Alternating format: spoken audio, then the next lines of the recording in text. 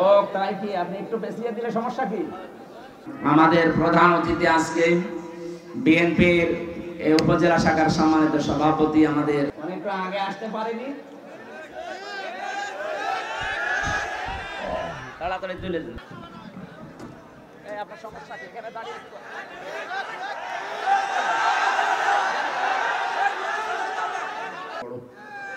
আমরা অত পাগল শামসুদ্দিন না।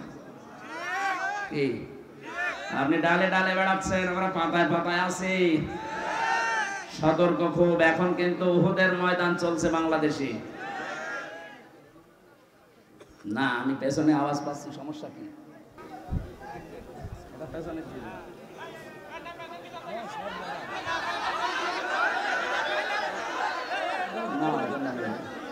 পেছনে দিকে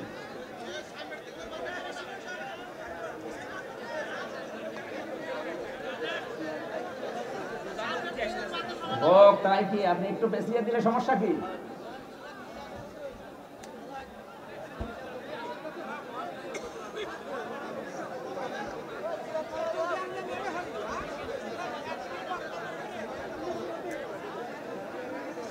একটু আগে আসতে পারেনি,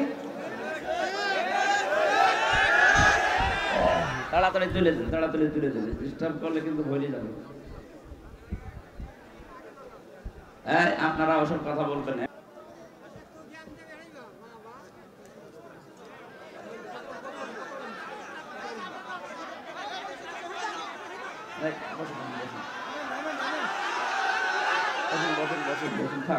কথা বলো, বসুন বসুন বসুন। এখানে দাঁড়িয়ে আছেন কি? বসুন বসুন। আপনার সমস্যা কি? এখানে দাঁড়িয়ে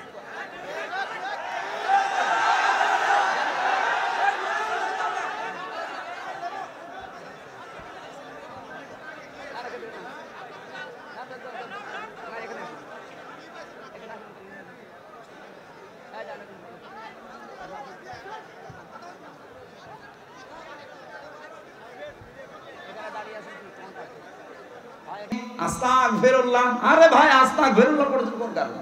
আপনি পড়েছেন আল্লাহর কাছে দোষ করলে পড়ে। আপনি তো দোষ করেছেন 15.5 বছরে বান্দার কাছে। আপনার কারণে এই মানুষগুলো হাজারো মানুষ ব্যবসা করতে পারে না। গাছতলায় বাসতলায় ধানের খেতে সময় কাটিয়ে যায়, কথা বলেন।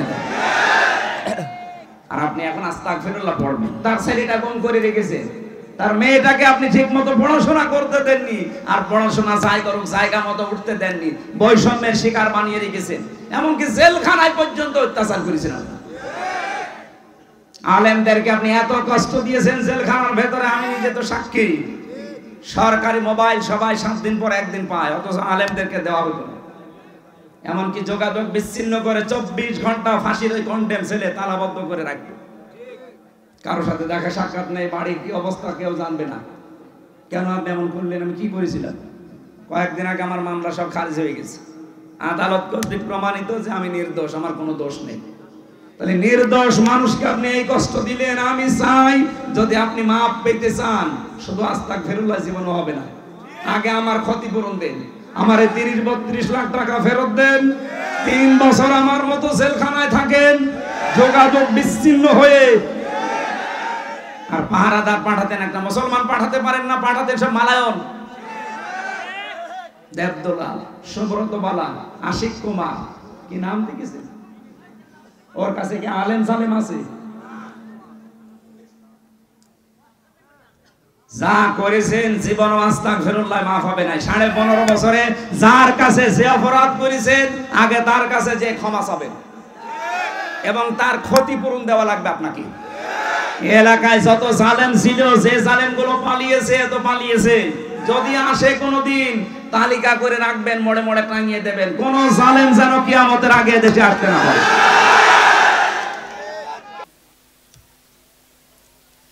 কোরআনে কারীম জানিয়েছে, ইয়ারফাউল্লাহুল্লাযীনা আমানু মিনকুম ওয়াল্লাযীনা উতুল ইলমা দারাজাত। সূরা মুজাদালার 11 নম্বর আয়াতে আছে, মাসের অংশে আছে এটা। আল্লাহ তাআলা বলেন, তোমাদের ভেতরে যারা ঈমান আনে, আমি আল্লাহর প্রতি যাদের বিশ্বাস আছে এবং যারা এলেম পায়, দিনের পর দিন তাদের মর্যাদা আল্লাহ বাড়াতেই থাকে। এখানে ইয়ারফা এটা মজারি, বর্তমান ভবিষ্যৎ, প্রেজেন্ট ফিউচার। দারাজাত আল্লাহ বহু বচন দিয়েছেন। এই আয়াতগুলো চিন্তা ভাবনা করলে যে তথ্যটা পাওয়া যায়, কেউ যদি সত্যিকার অর্থে সম্মান পেতে চায়, মাস্ট বি তাকে ঈমান আনা লাগবে। প্রশ্ন আসতে পারে যে যত মানুষ দুনিয়ায় আছে সবাইকে ঈমানদার মনে করেন, অনেক মানুষ তো ঈমান নেই, বেঈমান। এই যে বুশ, এই যে ডোনাল্ড ট্রাম্প, এদেরকে তো মানুষ সম্মান করে। কে বলেছে সম্মান করে? সামনাসামনি তাদেরকে সম্মান দেয়। যে পাহারা দিচ্ছে তাকেও আপনি পেছনে ডাক দিয়ে বলবেন, সে বলবে ও হারামি মরে না কেন। অনেকে কায়দা কৌশলে সম্মান দিচ্ছে। আমি একটা গল্প পড়েছিলাম, আমার দাদা বলছিলেন, এই যে হাজ্জাজ বিন ইউসুফ নামে একটা লোক, এই লোকটা জালেম ছিল, এত জুলুম করেছিল, মানুষ তার নামই দিয়েছে জালেম। পেয়াদারা একদিন বলছে, বাদশাহ আপনার জন্য তো রাস্তাঘাটে যাওয়া যায় না, মানুষ শুধু আপনাকে গালি দেয়। ও বলছে, গালি কে দেয় আমি নিজে শুনবো। ছদ্মবেশ নিয়ে বাইরে গেছে, বানানো দাড়ি, বানানো চুল, বানানো জুব্বা নিয়ে বাইরে যে একটা গ্রাম্য লোকের সাথে দেখা। লোকটা বলছে, ওই বাদশাহ হাজ্জাজ বিন ইউসুফ, এই লোকটা কেমন? ও তো জালেম। মানে হ্যাঁ, ও জালেম, ও 14 গোষ্ঠী জালেম। দুই একবার যে জালেম জালেমের শব্দ শুনেছে, ওর মেজাজ খারাপ হয়ে গেছে। ওই বেটা, ওই আমারে চিনিস? না তো। আমি সে হাজ্জাজ বিন ইউসুফ। ও চিন্তা করছে আমার তো মাথা থাকবে না, আমি যা বললাম। ডাক দিয়ে বলছে, বাদশাহ আপনি কি আমাকে চেনেন? বলছে, না তো। আমি এই গ্রামের ওই লোক যার মাসে 2 দিন মাথা খারাপ হয়, আজকে তার পয়লা দিন। তুই পাগল, পাগল বলে ওই দিন বেশি গিয়েছ, তাছাড়া বাসার কথা ছিল। আমরা ওই 15.5 বছরে পাগল বলেই বেশি আছে। আপনি কথা বোঝেন না? আপনি টের পাননি। যারা বোঝার তারা বুঝেছে। পাগল বলে আমরা বেঁচে আছি, ভালো মানুষ হলে ছাড়তো। শুধু ওই 14টা দল বাদ দিয়ে বাংলাদেশে আমরা যারা আছি সবাই মাসলুম, সে যেই হোক। কথা বুঝতেছেন? কিচ্ছু জানে না এই যে লোকটা। ঘরে ঘুমিয়ে আছে, চোখ বন্ধ করে ঘুম থেকে উঠে দেখছে জেলখানায়। কি গো, তুই গাছ কেটেছিস? কখন? স্বপ্নে। কিসের মামলা দিয়েছে? গায়েবী। কিসের? সাক্ষী কোথায়? ও গায়েবী। বিচারককে? গায়েবী। মামলার আয়ুকে? ও গায়েবী। সবই গায়েবী চলছে। আমরা পাগল বলে এইভাবে ছিলাম। তাছাড়া যদি একটু বলতাম যে জালেম, আমি রিমান্ডে শুধু একটুকু বলেছিলাম, আমারে বলছে, ফেসবুকে আপনি লিখেছিলেন যে শেখ হাসিনা জালেম। আমি বলছি, আমি তো শেখ হাসিনা লিখি নাই, আমি লিখেছি পৃথিবীতে এমন একটা দেশ আছে যে দেশের বাদশাহ জালেম। কোন দেশের নাম বলেছেন আমরা জানি। শয়তানের কি বল, আমি নাম লিখি নাই, শুধু পৃথিবীর 257টা দেশের ভেতরে ইঙ্গিত দিয়েছি। এই দুনিয়ায় 257টা দেশ আছে, এখানে একটা দেশের বাদশাহ জালেম। ও বলছে, কোন দেশের বাদশাহ জালেম আমরা ভালো জানি। তা আপনি জানেন তো আমারে বলেন কেন? আপনি নিজেও তো জানছেন যে ও জালেম, আর আপনি জালেমের সহযোগী। সুতরাং এই 15.5 বছরে জালেমকে যারা ডাইরেক্ট ইনডাইরেক্ট সহযোগিতা করেছেন, যারা সাহায্য করেছেন, পেছনে যারা সাপোর্ট দিয়েছেন, আপনিও কিয়ামতে আল্লাহর মামলার আসামি। বিশেষ করে 1628টা চেয়ারে এই দেশে মেন দায়িত্বে ছিল মানুষ। এই 1628 জন বাঁচতে পারবে না, প্রত্যেকেই এরা জালেম এবং জালেমের সহযোগী। কোরআনে কারীম জানিয়েছে, ইন্নামাস সাবিলু আলাল্লাযিনা ইয়াযলিমুনান নাস। সূরা শুরার 42 নম্বর আয়াতের প্রথম অংশে আছে, আল্লাহ পাক বলেন, অবশ্যই আমি নিজে মামলা দায়ের করব জালেমদের বিরুদ্ধে। ও সিরাজগঞ্জবাসী, জালেমদের বিরুদ্ধে মামলা দেবে হামজা। কে? আল্লাহ নিজে বাদী হবেন, নিজেই বিচারপতি। মামলার বাদী যত বড় হয়, কেস তত বড় হয়। কথা বলেন না কেন? মামলার বাদী যত বড় হবে কেস তত কঠিন হবে। আল্লাহ বলেন আমি নিজে বাদী, টের পাচ্ছেন শব্দটা কত ভয়ঙ্কর। ইন্নামাস সাবিলু আলাল্লাযীনা ইয়াযলিমুনান নাস। যারা এখানে আরবি গ্রামার বোঝে তাদেরকে একটু খেয়াল করার জন্য বলছি। আল্লাহ কিন্তু ইয়াজলিমুনাল মুসলিমুনা দেয়নি। যারা মুসলমানের উপরে জুলুম অত্যাচার করেছে, করবে না।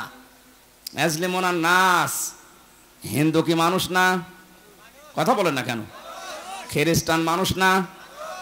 এদের উপরে যে ধোঁয়া তুলে আপনি অত্যাচার করবেন পালিয়ে যাওয়ার পরে, এটা দেশের জনগণ ভালোভাবে বুঝতে পেরেছে। এই জন্যে মুসলমানেরা মন্দির পাহারা দিয়েছে। আমিরে জামাত ডাক্তার শফিকুর রহমান ঘোষণায় দিয়েছে এদেশে মসজিদ যেমন পাহারা দেওয়া লাগে না, মন্দিরও পাহারা দেওয়া লাগবে না।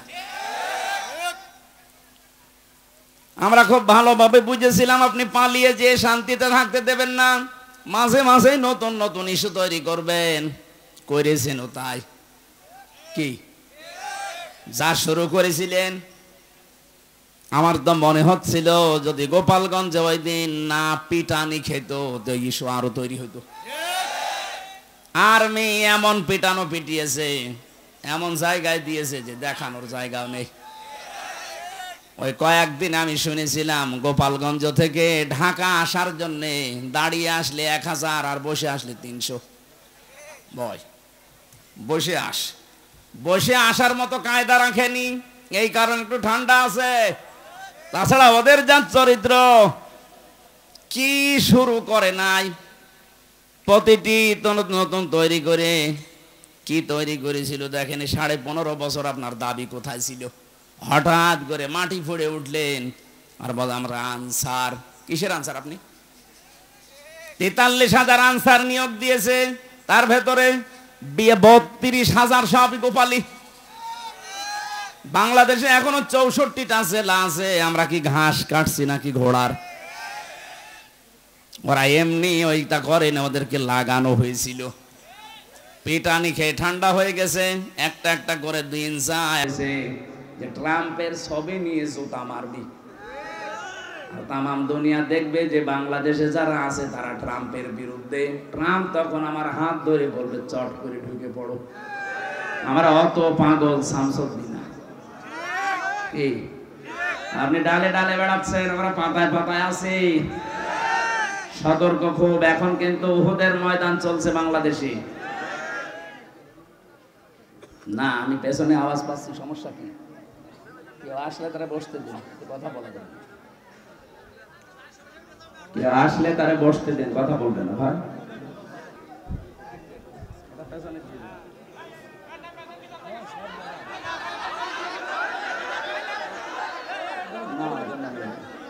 পেছনে দিন।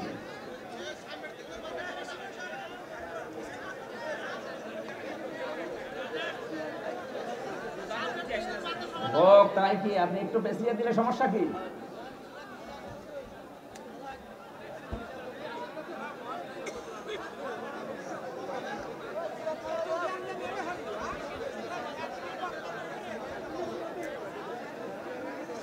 একটু আগে আসতে পারেনি, তাড়াতাড়ি তুলে দেন, তাড়াতাড়ি তুলে দেন। ডিস্টার্ব করলে কিন্তু ভুলে যাবে। আপনারা ওসব কথা বলবেন, এমনি জিকির করেন সুবহানাল্লাহ আলহামদুলিল্লাহ লা ইলাহা সুবহানাল্লাহ আলহামদুলিল্লাহ লা ইলাহা ইল্লাল্লাহ সুবহানাল্লাহ আলহামদুলিল্লাহ লা ইলাহা ইল্লাল্লাহ মুহাম্মাদুর রাসূলুল্লাহ। আমার ভাইরা, যে কথা তুলেছিলাম, পৃথিবীতে কেউ যদি সত্যিই ঈমান আনতে পারে সত্যিকার অর্থে, আর ঈমানের দাবি অনুযায়ী ওই মানুষটা যদি জ্ঞান পায়, জ্ঞান মানে কোরআন আর হাদিসের জ্ঞান, বাস্তবতা হতে পারে। উভয় জগতের জ্ঞান পাওয়ার পরে ওই মানুষটা যদি এই জ্ঞানের উপরে চলতে থাকে, আল্লাহ পাক বলেন আল্লাযীনা উতুল ইলমা দারাজাত। দিন যত যেতে থাকবে ওই মানুষের সম্মান আল্লাহ দিনের পর দিন বাড়াতেই থাকবে।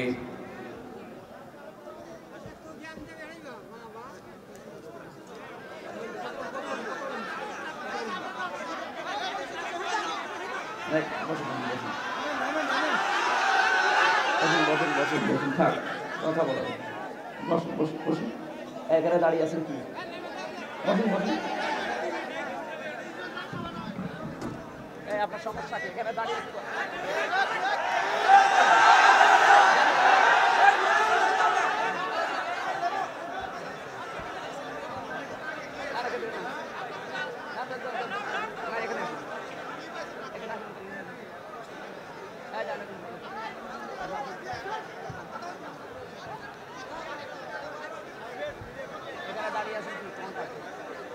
এখানে বসেন না, বাড়ি চলে যান।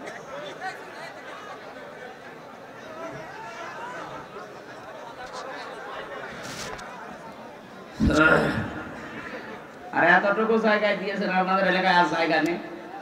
হ্যাঁ, মিলাদ দিলেও তো এই জায়গায় হয় না। আমি তাফসীর মাহফিল দিয়েছেন এখানে, এত মানুষকে এখন বসতে দেবেন কোথায়? আর বারবার তো এভাবে বলা যায়, মানুষকে অপমান করে। জায়গা দিতে পারেন, নিয়ে আসেন কেন? 1 লক্ষ মানুষ ধরে এরকম জায়গায় নিয়ে আসবেন, নাই তো আমারে নিয়ে আসবেন না। এত ডিস্টার্ব হলে আমি গতানুগতিক কথা বলি না। যেখানে যা বলি প্রত্যেকটা কথা থেকে অন্তত শিক্ষা বের করি। তো শিক্ষা বের করতে আমার মাথা ঠান্ডা থাকা লাগবে না। 12 বাপের 13 ছেলে বসে আছে, এমনি এদের এক একজনের এক এক রকম মেজাজ আছে। এই ঠান্ডা করতে যদি আমি নিজে ঠান্ডা হয়ে যাই, কথা বলা যাবে না। যে এখানে দাঁড়িয়ে আছে, জায়গা পেয়েছেন, এখন কিচ্ছু করার নেই। জায়গা তো আর বড় করা যাচ্ছে না। ওইভাবে দাঁড়িয়ে থাকেন, বসে থাকেন, দরকার দূরে যেয়ে শুয়ে পড়ে, কিন্তু কথা বলবেন না। আমি হাত পা ধুয়ে বলছি ভাই কথা বলবেন। আর আমার মনে হয় জীবনে আমরা এই শেষ।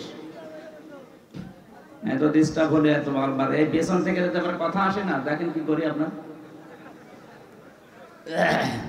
জিকির করে সুবহানাল্লাহ আলহামদুলিল্লাহ লা ইলাহা ইল্লাল্লাহ সুবহানাল্লাহ আলহামদুলিল্লাহ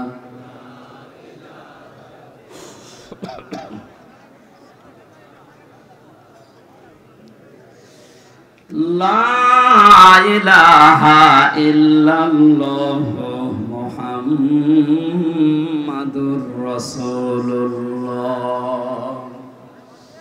সিরাজগঞ্জবাসী, আমি কথা তুলেছিলাম এই পৃথিবীতে যে মানুষগুলো মানুষের উপরে জুলুম করেছে, শুধু মুসলমানদের উপরে না, মানুষের উপরে। সে যেই হোক, সে আল্লাহর মামলার আসামি। সুতরাং যিনি পালিয়ে গেছে, উনি থেকে শুরু করে ওনাকে যারা সহযোগিতা করেছে, ওনার যারা দোষর ছিল, প্রত্যেকেই আল্লাহর মামলার আসামি। আমরা চাই আমাদের এই দেশটা অমান দাখলাহু কানা আমিনা।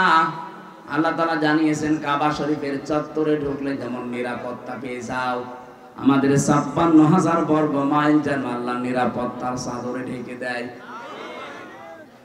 এখন ওখানে যেমন নিরাপত্তা আছে, বাংলাদেশ থেকে কাবা শরীফ কমপক্ষে ৬,০০০ কিলোমিটার। কত? ৬,০০০ কিলোমিটার দূরে। এই ৫৬,০০০ বর্গ মাইল তো আপনার ওই কাবার মতো নিরাপত্তা বেষ্টিত হবে না। হবে যদি আল্লাহর ওই কাবার মতো নিয়ম নীতি আমরা মেনে চলতে পারি। ওখানে বিধান চলে যেমন আল্লাহর। কাবার এলাকার ভেতরে আপনি শিরিক পাবেন না। সবচাইতে বড় বিষয় এইটা। আল্লাহ পাক বলেন যেখানে শিরিক মুক্ত পরিবেশ তৈরি হবে, উলাইকা লাহুমুল আমনু, ওই এলাকা আমি আল্লাহ নিজে নিরাপত্তায় বেষ্টন করে দেই। তারা আমি আল্লাহর কাছ থেকে নিরাপত্তার চাদর পাওয়ার হকদার। নিরাপত্তা দিতে পারে শুধুমাত্র কে? ছিল 15.5 বছর আমাদের নিরাপত্তা। চাচা এরশাদ তো মরে গিয়ে বেঁচে গেছে, বলেছিল বাইরে থাকলে ঘুম, ঘরে থাকলে খুন। কি কঠিন অবস্থায় ছিলাম। যাই হোক, এখন যাই হোক আছে, আমরা চাই এ দেশটা যেন আরো নিরাপত্তার চাদরে ঢেকে যায়। এটা ঢেকে যাওয়ার জন্য যে শর্ত আল্লাহ দিয়েছে মালিকের, ওই শর্ত মানা লাগবে।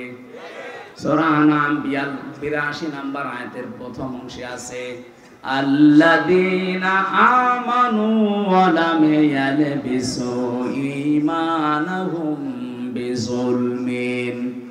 আল্লাহ পাক বলেন, যারা ঈমান আনবে আর ঈমানের ওই দাবির ভেতরে কোনো শিরিক, কোনো জুলুম মিশ্রণ করবে না, আমি আল্লাহর পক্ষ থেকে তারা নিরাপত্তা পেয়ে যাবে। আমরা চাই কাবার এলাকার মতো, কাবার চত্বরের মতো বাংলার এই ৫৬,০০০ বর্গ মাইল যেন নিরাপত্তার চাদরে ঢেকে যায়। আমরা নির্দ্বিধায় চলাফেরা করতে চাই। মনের ভেতরে আল্লাহ বাদে যেন আর কারো কোনো ভয় কাজ না করে। এরকম একটা দেশ আমরা চাই না। বলেন বলেন। আল্লাহ গ্যারান্টি দিচ্ছেন, এই নেতাদের কথা যদি আমাদের বিশ্বাস হতে পারে যে ওনারা যা বলছে এগুলো মেনে নিলে আমরা শান্তি পাবো। আল্লাহ পাক ১৫০০ বছর আগে গ্যারান্টি দিয়েছেন, ফামান তাবিআ হুদায়া ফালা খাউফুন আলাইহিম ওয়ালা হুম ইয়াহজানুন। আমার পক্ষ থেকে মাঝে মাঝে হেদায়েত যাবে, সর্বশেষ হেদায়েত যেটা তার নাম কোরআনে কারীম, কিয়ামত পর্যন্ত এটা ফাইনাল, এরপরে আর আসবে না। এটাকে যদি তোমরা অনুসরণ করতে পারো, অনুগত করে দেখাতে পারো জীবনের প্রতিটি ক্ষেত্রে, আমি গ্যারান্টি দিয়ে দিলাম। গ্যারান্টি দিচ্ছে হামজা, কে? ফালা খাউফুন আলাইহিম, কোনো ভয় থাকবে না, কোনো চিন্তাও থাকবে না।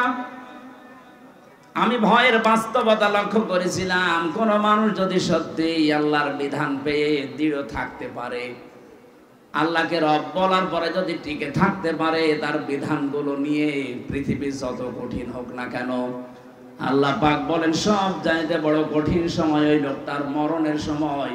ওই সময় আমি আল্লাহ ফেরেশতা নাযিল করে সাহায্য করব। সূরা হামিম সাজদাতে আল্লাহ ঘোষণা দিয়েছেন, ইন্নাল্লাযীনা ক্বালু রাব্বুনাল্লাহু সুম্মা ইসতাকামু তাতানাজ্জালু আলাইহিমুল মালাইকা। অবশ্যই যারা এই কথা বলতে পারে যে আমাদের রব আল্লাহ, আর এই কথার উপরে যারা টিকে থাকতে পারে, টলমল করে না, ছিটকে চলে যায় না, যে মানুষগুলো টিকে থাকতে পারবে রব আমার আল্লাহ এই কথার উপরে, তাতানাজ্জাল, এটা মোজারে, বর্তমান ভবিষ্যৎ, প্রেজেন্ট ফিউচার, মালাকুন না দিয়ে আল্লাহ মালাইকা বহু বচন দিয়েছেন। ওই লোকটা যদি বিপদে পড়ে আমি আল্লাহ নিজে বলছি তারে হাজার হাজার ফেরেশতা দিয়ে সাহায্য করব। সব সময় সবচাইতে ভয়ঙ্কর সময় তার জীবনে যেহেতু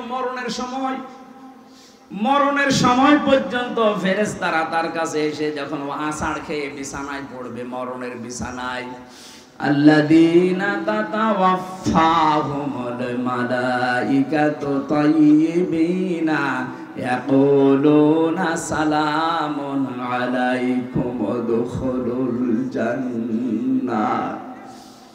ফেরেশতারা চারিদিকে দাঁড়িয়ে বসে ওয়েলকাম জানাবে আর বলবে, আল্লাহর বান্দা, তাইয়্যিবিন মানে শুধু পোশাকের পবিত্রতা না, তাইয়্যিবিন মানে শুধু দেহের পবিত্রতা না, চিন্তা চেতনা আকীদা, তার কর্মজীবন, বাস্তব জীবন, প্র্যাকটিক্যাল লাইফ পুরাটা যখন পবিত্র করে বিছানায় পড়ে যাবে, মরণের বিছানায়, আল্লাহ পাকের ফেরেশতারা এসে তার কাছে বলবে, বান্দা সালাম, শান্তি, তুমি যা করেছো তোমার জীবন আমরা দেখেছি, উদখুলুল জান্নাহ, ওই যে জান্নাত দেখা যাচ্ছে ওইটার ভেতরে তুমি প্রবেশ করবা।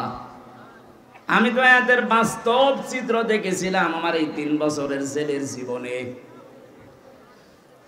গভীর রজনীতে যে কারারক্ষী গুলো আসতো, একবার এক কারারক্ষী পেয়েছিলাম কুতুবউদ্দিন, বড় বড় দাড়ি নিয়ে, দাড়ি দেখলে একটু আশার সংসার হতো না, এটা একটু মনে হয় মন মতো কিছু শুনবে। এখানে যখন লেখা দেখতাম দেবদুলাল সুব্রত বালা, তখন একটু ভয় লাগতো, না জানি কি করে ফেলে, কারণ ছেলেও মানুষ মারে, এটা আমরা শুনেছি। কি ওখানে তার সিসি ক্যামেরা দেওয়া নেই, কেউ জানেও না, মেরে ফেলে বলবো হার্ট অ্যাটাক করে মরে গেছে। চিন্তা করলাম কি করা যায়, দেখি এই কুতুব ভাইকে, দাড়ি যখন বড় আছে আর কুতুবউদ্দিন লেখা, কিছু না হোক ইমান আছে। উনি নিজেই আমাকে ডাকলেন প্রায় 12:30টার পর। আমি নিজে কোরআন শরীফ পড়ছিলাম, আমাকে বলছে হুজুর শোনেন, যে আয়াতটা পড়ছিলেন এই আয়াতটা আমিও জানি, এর বাস্তব আমি নিজে দেখেছি।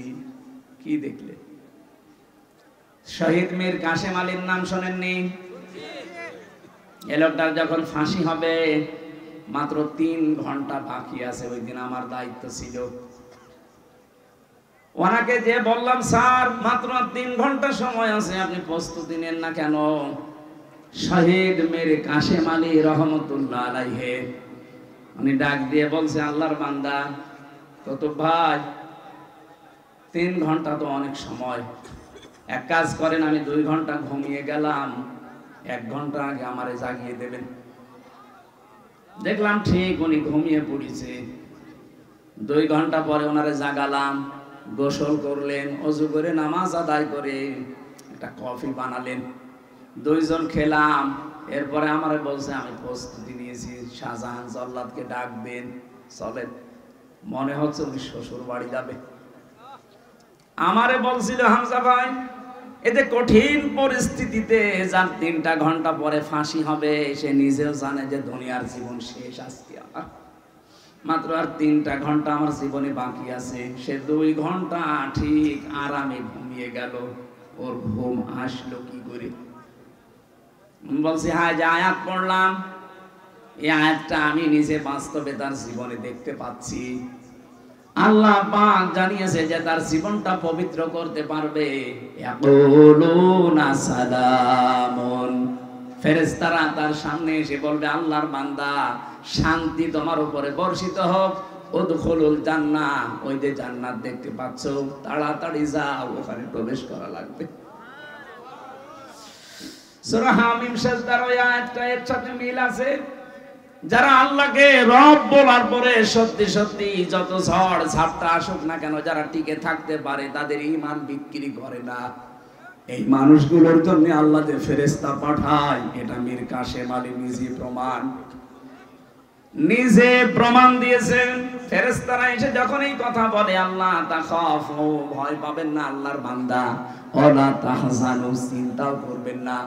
তাফসীরে মুনিরের ভেতরে পড়েছে, কিসের ভয়, কিসের চিন্তা? মানুষ হিসাবে দুর্বলতা আসতেই পারে, চিন্তা ভয় যে আমার বউ আছে বাইরে, আমার ছেলে ব্যারিস্টার আরমান গুম হয়ে আছে, 1 দিন 2 দিন 5 দিন না 8 বছর। তাও তো সাধারণ পাগল ছাগল ছেলে হলে মেনে নিয়ে আসে, তো ব্যারিস্টার। এরকম একটা ছেলে গুম হয়ে আছে, স্ত্রী অসুস্থ হয়ে পড়ে আছে লাইফ সাপোর্টে, তার দলীয় লোকগুলো, তার অনুসারীগুলো, তার সহকর্মীগুলো সব পালিয়ে পালিয়ে বেড়াচ্ছে, কেউ ধানের খেতে, কেউ বাঁশ বাগানে। 1টা 2 দিন না 15টা বছর জীবনের উপরে বাঁশ গাড়ি চলছে। এই চিন্তা থাকলে তার 3 ঘন্টা পরে যার মরণ হবে, 2 ঘন্টা সে ঘুমাচ্ছে কোন কারণে? ফেরেশতারা এসে কানের কাছে এইটা বলেছিল, ভয় পাবেন না, আপনার ওই সন্তানের দায়িত্ব আল্লাহ নিয়ে নিয়েছে, আপনার স্ত্রীর দায়িত্ব আল্লাহ নিয়ে নিয়েছে, আপনার দলীয় লোকজন পালিয়ে বেড়াচ্ছে, আপনার সহকর্মী যারা সহযোদ্ধা সবাই পালিয়ে বেড়াচ্ছে, কারো কারো ফাঁসি হয়ে গেছে, আপনার কোনো চিন্তা নেই। এগুলোর সব আমার আল্লাহর হাতে এখন চলছে। আমার মনে হয় এই কথা শোনার পরে তার 2 ঘন্টা ঘুম এসেছে। আর আপনি বাস্তবে শুনতে যেমন সহজ মনে হচ্ছে, ওই জায়গায় থাকেন তো দেখি, জেলখানায় সবচাইতে বেশি চলে ঘুমের বড়ি। আমি 3টি বছরের ভেতরে আমার মনে হয় কত যে ঘুমের বড়ি গেছে আল্লাহ জানে, আরো ডাক্তাররা জানে। অথচ আমার কোনো চিন্তাও ছিল না, আমার পরিবারটা দেখার মতো আমার মা বাবা আছে, আমার শ্বশুর শাশুড়ি ধনী মানুষ, তারা আছে, আমি শুধু ঘরের ভেতরে আটকা অবস্থায় আছি জেলখানায়, এই তাই আমার চিন্তায় ঘুম আসে না। আর তার কত কিছু বলেন তো, লক্ষ লক্ষ মানুষের কর্মসংস্থান তৈরি করে দিয়েছে লোকটা, তাও হারাম না, সব হালাল কর্মজীবন। এত বড় কঠিন কঠিন বিপদ যার মাথার উপরে চলছে, নিজের ব্যারিস্টার ছেলে গুম হয়ে পড়ে আছে, কোনো খবর নেই, আর মেরে ফেললেও তো খবর আসতো যে মরে গেছে, একটা সান্ত্বনা পাওয়া যায়, অথচ গুম হয়ে আছে, মরে গেছে না বেঁচে আছে জানি না। এই চিন্তা থাকলে তো আমার জীবনেও ঘুম আসতো না। কত ভাই আমারে বারবার ওই দিন বলেছিলেন, হামজা ভাই ওনার ঘুম আসলো কি করে, আমি আজ পর্যন্ত মিলাতে পারিনি। আমি মিলিয়েছি, এই যে সূরা হামিম সেজদার 30 নাম্বার আয়াতটা আল্লাহ তার কানের কাছে ফেরেশতা দিয়ে শুনিয়েছে। নাই তো তোর জীবনও ঘুম আসার কথা না। এতটুকুই ফেরেশতারা শেষ করেনি। কিসের চিন্তা করেন, কিসের ভয় পান আপনি? কোনো ভয় নেই আপনার, কোনো চিন্তা নেই। ওয়াবশিরু বিল জান্নাতিল্লাতী কুনতুম তুআদুন, ওই জান্নাতের সুসংবাদ গ্রহণ করেন যার ওয়াদা আল্লাহ করেছেন। নাহানু আউলিয়াউকুম ফিল হায়াতিদ দুনিয়া ওয়া ফিল আখিরাহ, আমরা আপনার সঙ্গে ছিলাম দুনিয়াতে, এখন আপনার সঙ্গে সাথী আছি, জান্নাতে যাওয়া পর্যন্ত আপনার সঙ্গে থাকবো, এমন জায়গায় আপনাকে আমরা পৌঁছিয়ে দেওয়ার জন্য এসেছি। ওয়ালাকুম ফিহা মা তাশতাহি আনফুসুকুম ওয়ালাকুম ফিহা মা তাদউন নুজুলাম মিন গফুরির রহিম।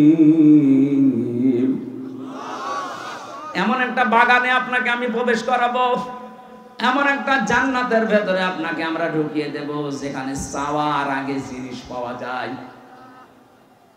আল্লাহ আমাদের কপালেও যেন এরকম একটা কিছু লিখে রাখে, বলেন আমিন। দয়াময়ের পক্ষ থেকে এটা বিশাল একটা মেহমানদারি। সিরাজগঞ্জবাসী, আমি আয়াতটা তুলেছিলাম এই কারণে, সত্যি সত্যি যদি আমরা এই পৃথিবীতে আল্লাহকে রব বলার পর টিকে থাকতে পারি, পরিস্থিতি যতই কঠিন হোক, একটা অজানা সুখ, অনির্বচন সুখ আপনাকে আল্লাহ দান করবে, যেটা পাওয়ার জন্য ওই যোগ্যতা, ওই লেভেলে যাওয়া লাগবে। আজকের মাহফিল থেকে এমন একটা কিছু আমরা নিয়ে যেতে চাই, অন্তত মরণের বিছানায় আছাড় পড়ে যেন আমার আফসোস শুরু না হয়। আমি যেন হাসতে হাসতে মরণের বিছানা থেকে আল্লাহর জান্নাত দেখে হযরতে আসিয়ার মতো যেন বলতে পারি, আল্লাহ জান্নাতে আমার জন্য একটা ঘর বানিয়ে দাও, বলেন আমিন। যেহেতু কথাটা এসেছে, আমি মেয়েদেরকে বলছি, সম্মানিত মা বোনেরা, পৃথিবীতে আপনার স্বামী, অনেক মহিলা কল দিয়ে বলে আপনি খালি মেয়েদের কথা বলেন, পুরুষের বিরুদ্ধে বলতে পারেন না। মেয়েদের কথা কেন বলি জানেন?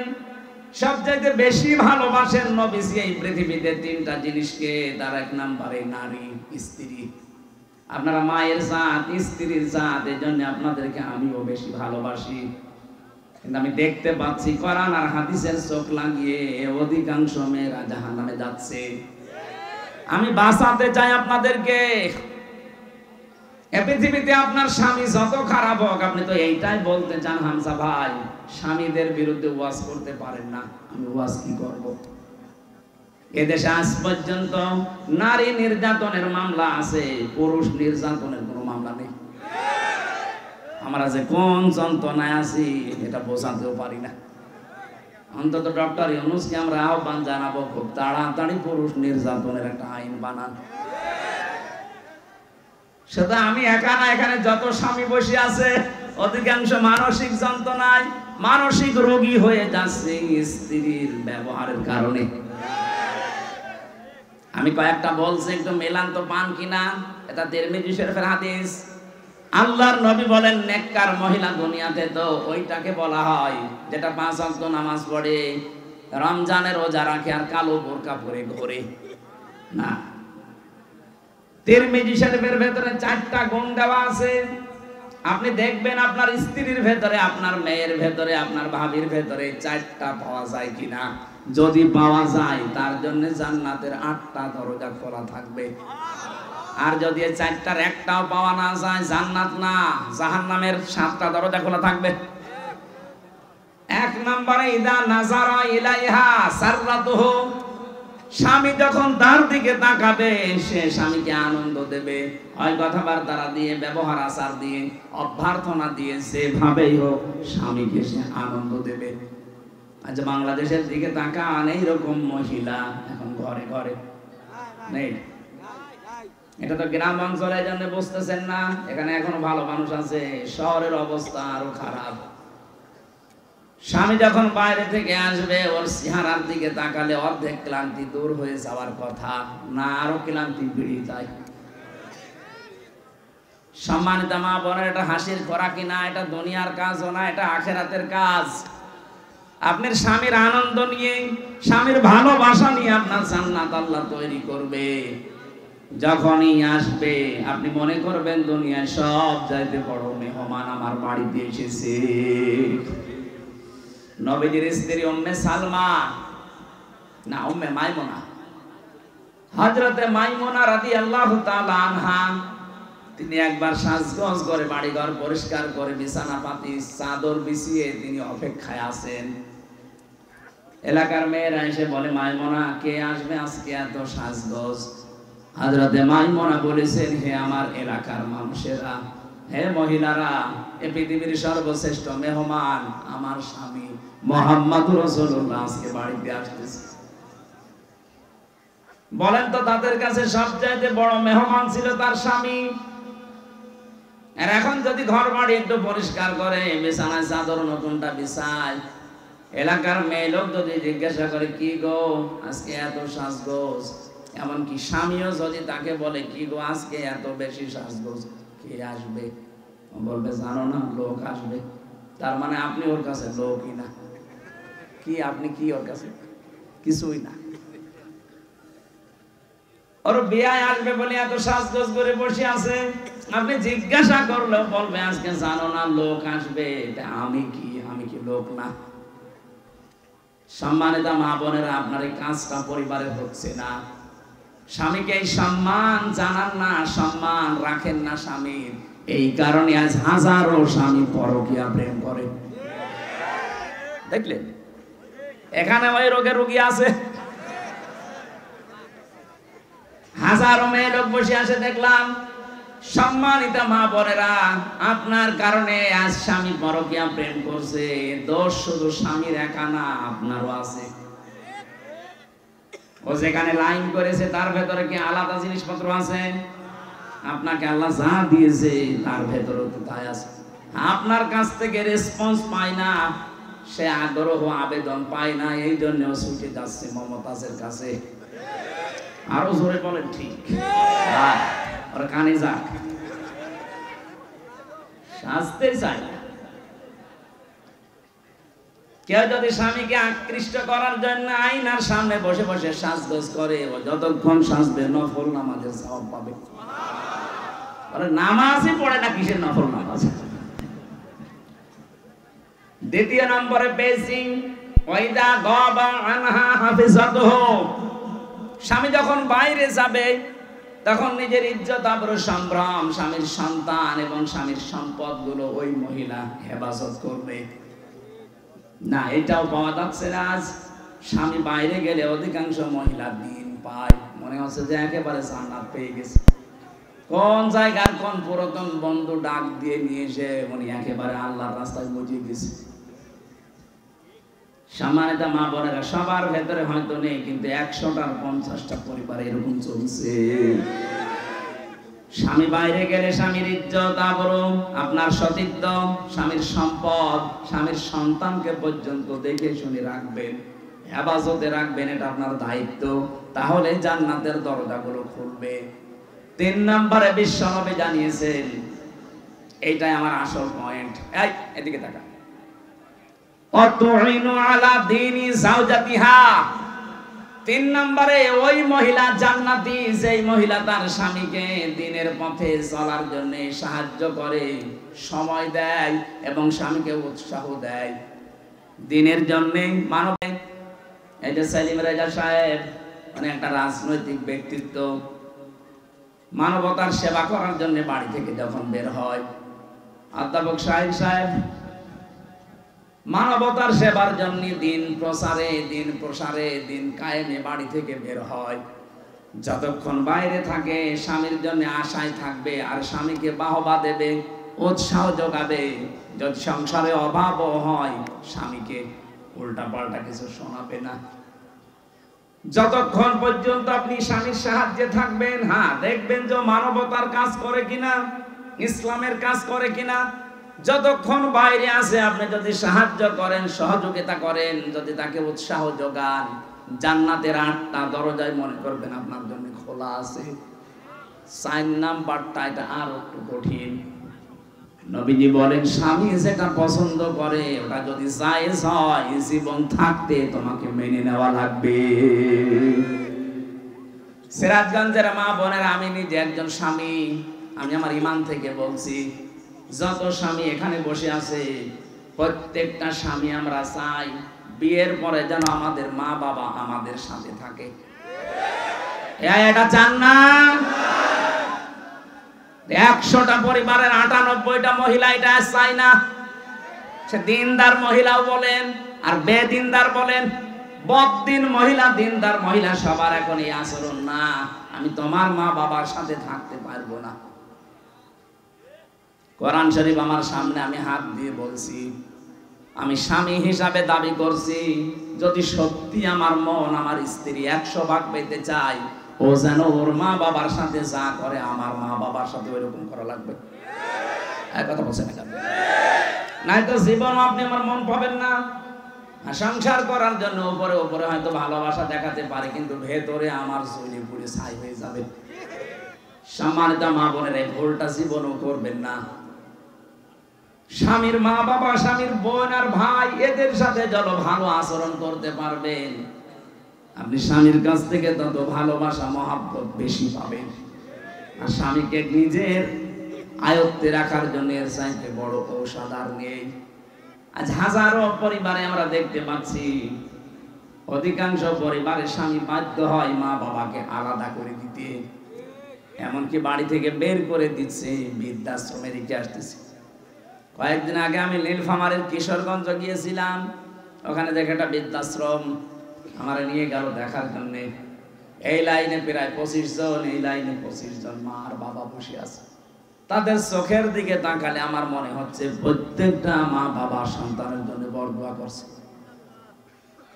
অথচ তাদের তো ছেলে মেয়ে আছে আমার মতো। কোন ছেলে কখনো চায় না মাকে বাবাকে আমি বৃদ্ধাশ্রমে দিয়ে আসি, না সে যত খারাপ ছেলে হোক, এটা বাধ্য হয় বোর কারণে। আর এই বউকে পানি পড়া খাওয়ায় ওই বোর মা আর ওর বড় বোন, ওখান থেকে বারবার টিপস দেয়, ততদিন আর থাকবি, আলাদা হয়ে যা, আরামে খেতে পারবি। এরকম ছোট মনের বউ দেশে নেই। কার কার বড় এরকম মন ছোট, হাত তোলেন তো দেখি। না, এই এলাকায় আমার মনে হয় এই হাদিস বলা ঠিক হলো না। আলহামদুলিল্লাহ এলাকার মেয়েরা ভালো আছে। সম্মানিত মা বোনেরা, আমি মাফ চেয়ে দিচ্ছি এই হাদিস বলার কারণে। না বললাম এই কারণে, যদি মেনে নিতে পারেন আলহামদুলিল্লাহ আরো ভালো হবে। আপনার স্বামী খারাপ আমিও জানি, আপনার স্বামী এত খারাপ না যে তার চরিত্র ফেরাউনের মতো। আপনি যে বরদোয়া দেন কিছু হলে একটু শোনেন কোরআন কি বলছে। দারাবাল্লাহু মাসালান লিল্লাযিনা আমানু ইমরাতা ফিরআউন ইয ক্বালাত রাব্বি ইবনি লি ইনদাকা বাইতান ফিল জান্নাতি ওয়া নাজ্জিনি মিন ফিরআউনা ওয়া আমালিহি ওয়া নাজ্জিনি মিনাল কওমিজ যালিমিন। সূরা তাহরিমের ভেতরে আছে 11 নম্বর আয়াত। আল্লাহ পাক বলেন ফেরাউন যখন তার স্ত্রী আসিয়াকে হাতের ভেতরে ব্রেক লাগিয়ে দিয়েছে, পায়ের ভেতরে ব্রেক লাগিয়েছে, কপালের ভেতরে শলাকা লাগিয়েছে, মাথার উপরে গরম তেল ঢেলে দিচ্ছে, উলঙ্গ করে লজ্জাস্থানে বর্ষা মারবে। এই পরিস্থিতিতে চারিদিকে লোকজন, এত কঠিন অবস্থায়ও ফেরাউনের স্ত্রী আসিয়া স্বামীর জন্য বরদোয়া করেননি। এই কঠিন পরিস্থিতি যখন চলছে, আল্লাহ পাক জিবরাইলকে বললেন জান্নাতটা তুলে ধরো তার সামনে। হযরতে আসিয়া জান্নাত দেখার পরে তিনি বলেছিলেন, মালিক জান্নাত পাঠিয়েছো না, আমি এটা চাই না। তুমি এক কাজ করো, আমার জন্য জান্নাতের ভেতরে একটা ঘর আলাদা আমার জন্য তৈরি করো, যেখানে বসে সব সময় তোমাকে দেখা যাবে, তোমাকে সব সময় দেখা যাবে, এরকম একটা ঘর আমার জন্য বানাও। ও মাবুদ, জান্নাতি যখন জিবরাইল ফেরেশতা দিয়ে পাঠিয়ে দিয়েছে, আমি আর একটা আরজি করি, ভালো করে শুনবেন। এরকম কঠিন পরিস্থিতি চলছে, তারপরেও তিনি বলেছিলেন, মাবুদ আমার স্বামী আমার সাথে আজ যা করছে, এমনকি লোকজন দিয়ে করাচ্ছে, এই কঠিন পরিস্থিতিতে তুমি আমার স্বামীর উপরে রাগ করো না। এমনকি যাদেরকে দিয়ে অত্যাচার করাচ্ছেন, তুমি তাদের হাত থেকে আর আমার স্বামীর হাত থেকে তুমি আমাকে রক্ষা করো, কিন্তু তাদের উপরে তুমি গজব দিও না। কত বড় কঠিন পরিস্থিতি, এর বড় স্বামীর জন্য তিনি বরদোয়া দেননি, আর আপনি একটা সাবান কম হলে গালি দেন।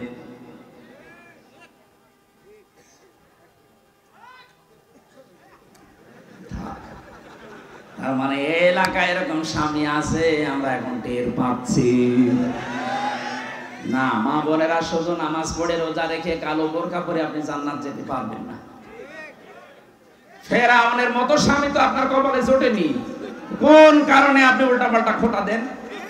আমি আজকে হাদিস একটা লিখেছিলাম, বিশ্ব নবী জানিয়েছেন 6 প্রকার নারীকে আল্লাহ বিনা হিসাবে বিচারও করবে না, জাহান্নামে দিয়ে দেবে। এটা তিরমিজি শরীফের হাদিস। 1 নম্বরে যে মেয়েরা মাথার চুল খোলা রেখে বাড়ির বাইরে যায়, এরকম মেয়ে মহিলা দেশে নেই। দিন আরো বাড়তেছে, দিন যত যাচ্ছে এরকম মহিলা বাড়তেছে। এদের আদর্শ নাকি এই ফারুকের স্ত্রী তিশা। ফারুকের স্ত্রী তিশা চেনেন না? এর চুল কোন সময় ঢাকা থাকে। এদেরকে নাকি আদর্শ বানিয়েছে মেয়েরা। 2 নম্বরে নবীজি বলেন, যারা স্বামীকে অসম্মান করে, সম্মান দিতে চায় না। একটা স্বামীর যে মর্যাদা কত বেশি স্ত্রীর কাছে, নবীজি জানিয়েছেন কোন স্বামী যদি স্ত্রীর কাছ থেকে সম্মান না পায়, আর স্ত্রী যদি জানতো যে আমার স্বামীর মর্যাদা কতটুকু, এটা হাদিস। বিশ্বনবী জানিয়েছেন পৃথিবীতে আল্লাহ বাদে সেজদা জায়েজ নেই, কিন্তু এটা যদি জায়েজ থাকতো তাহলে আমি মেয়েদের কানের কাছে মুখ নিয়ে বলতাম, আর যাই করো স্বামীকে সেজদা করো। যেহেতু সেজদা জায়েজ নেই, এই জন্য বলি নাই। কত বড় কথা, স্বামীকে সেজদা পর্যন্ত দেওয়ার কথা বলছিলেন নবীজি, যেহেতু জায়েজ নেই এই জন্য বলেন নাই।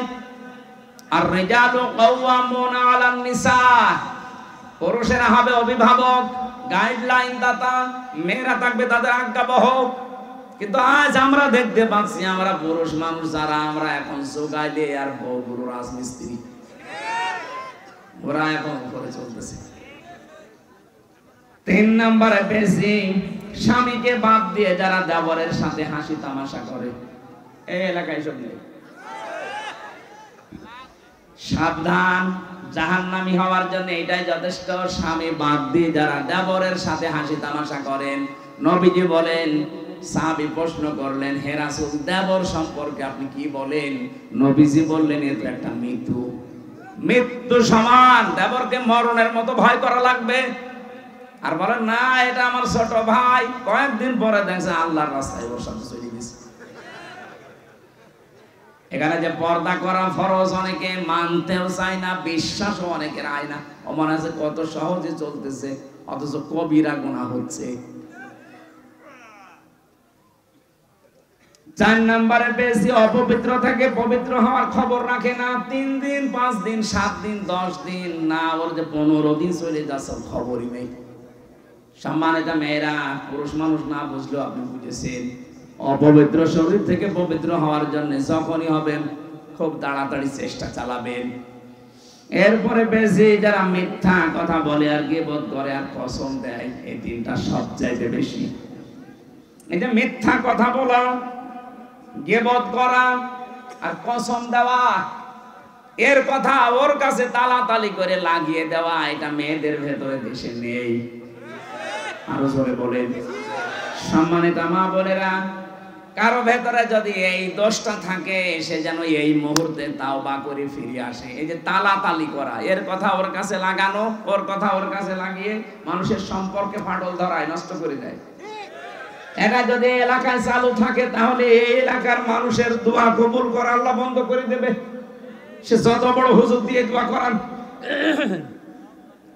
মুসা নবীর জামানায় একবার বৃষ্টি বন্ধ ছিল, চাটিয়াল ময়দানে উম্মতদেরকে নিয়ে তিনি নামাজ আদায় করে দোয়া করলেন, রব্বুল আলামিন বৃষ্টি তো বন্ধ করে দিয়েছো, বৃষ্টি বন্ধ করে দিলে তুমি আর কোনো ক্ষমতা নেই বৃষ্টি নাযিল করা আছে?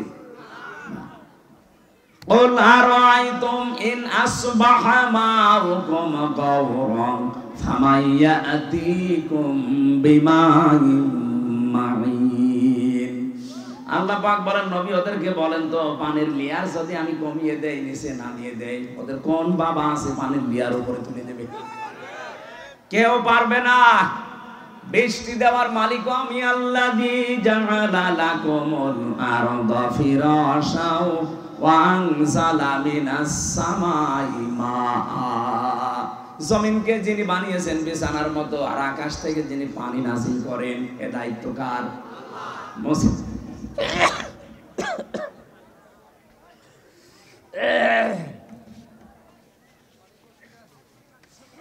মুসা নবী বলছিলেন, রব্বুল আলামিন, আকাশের পানি যেহেতু বন্ধ হয়ে গেছে, আমার তো কষ্ট হচ্ছে, কিন্তু এইগুলো তো আমার উম্মত, কিন্তু তোমার তো বান্দা, তোমার বান্দার জন্য তোমার মায়া লাগে না? আল্লাহ বলেন, মায়া লাগে, তাহলে বৃষ্টি দাও না। বলে না, এ কথা শোনা যাবে না, মায়া লাগে কিন্তু আমি বৃষ্টি দেব না। হযরত মুসা নাছড় বান্দা ছিলেন, কারণ আল্লাহ তার সাথে কথা বলতেন কালিমুল্লাহ। আল্লাহ মাঝে মাঝে বলতেন, মুসা আমি তোমাকে আমার নিজের জন্য বানিয়েছি। যে তুমি যখন বারবার নাছড় বান্দা বলো না বৃষ্টি দেওয়া লাগবে, আমি কিন্তু বিরক্ত হয়ে গেছি, কেন বৃষ্টি দেবো? আমি দেব না। মুসা নবী বলে, আল্লাহ এগুলো আমার উম্মত, আমার মায়া লাগছে, কতদিন হয়ে গেল, তাড়াতাড়ি বৃষ্টি দাও। আল্লাহ পাক বলেন, হ্যাঁ আমি বৃষ্টি দিতে পারি, কিন্তু তুমি যাদেরকে নিয়ে দোয়া করছো, এর ভেতরে একজন নামিমা, তালাতালি করা মহিলা আছে। এই মহিলা যতক্ষণ বের হয়ে না যাবে, তুমি মুসা নবী হওয়ার পরও তোমাদের দোয়া আমি ফেরত দিয়ে দেব, কবুল করব না। হযরত মুসা ইবনে রাগান্বিত রবি ছিলেন, রাগ হলে তার টুপি দিয়ে চুল খাড়া হয়ে বেরিয়ে যেত। ডাক দিয়ে বলে, মাবুদ তুমি শুধু ওই মহিলার নাম বলো, দেখো কি করি। না, আমি নিজেই মানুষের নাম ধরতে নিষেধ করি, আর এখন আমি নিজে নাম ধরবা, তুমি অপমান করবা তারে। হযরত মুসা বলে, আল্লাহ আমি তো আর জানি না মানুষের মনের খবর, আমি কি করে জানবো বলেন? আল্লাহ পাক একটা বুদ্ধি দিলেন, কাজ করো, চাটিয়াল ময়দানে গিয়ে উম্মতদেরকে তওবা করাও, ওরা যদি খাস নিয়তে তওবা করতে পারে, আমি আল্লাহ ওদেরকে মাফ করে বৃষ্টি দিতে পারি। মুসা নবী এসে ডাক দিলেন, আমার উম্মতেরা, এখানে একজন মহিলা আছে, তালাতালি করা, মানুষের কথা লাগিয়ে বেড়ায়, কিন্তু কে আছে এটা আমি জানি না, তবে আছে। সে যতক্ষণ এখানে থাকবে কারো দোয়া কবুল হবে না, দয়া করে সে যেন বেরিয়ে যায়।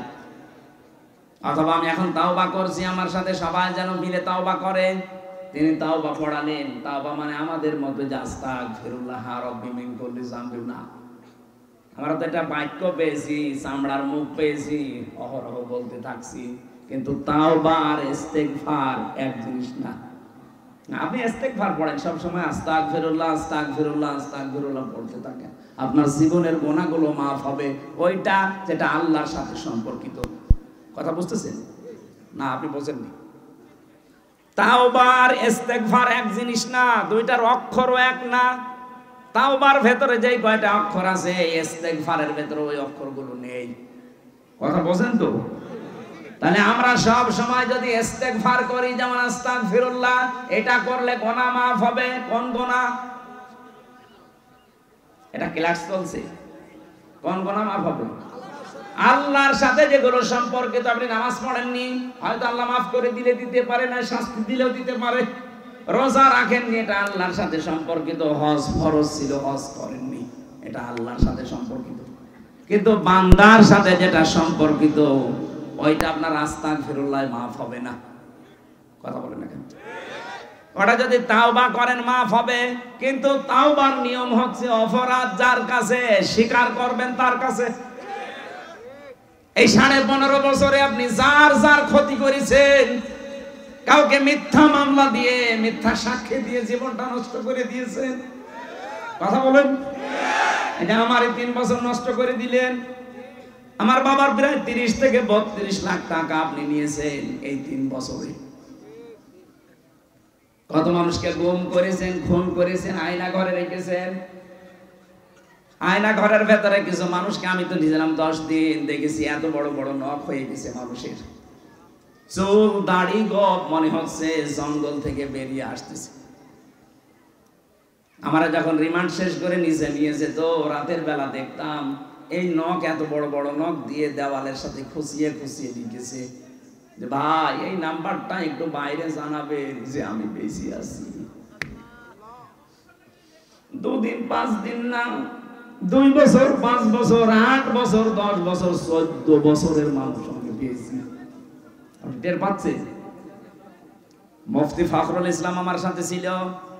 উনি এসে আমারে বলতো, হামজা ভাই আপনার সাথে কি করেছে আমি জানি না, তবে আমার এই পায়ের ভেতর দিয়ে এভাবে হাত ধরে দিয়েছে, এভাবে হাত দিয়ে সামনে যে লোহার ব্যারিকেড দেওয়া ওর সাথে হাত হ্যান্ডকাপ দিয়ে লাগিয়ে দিয়েছে। আরে ভাই এভাবে 2 মিনিট 5 মিনিট 1 ঘন্টা লাগলেই তো মাথা ব্যথা হয়ে যায়। বছরের পর বছর মাত্র 1.5 থেকে 2 মিনিট সময় দিত টয়লেট করার জন্য।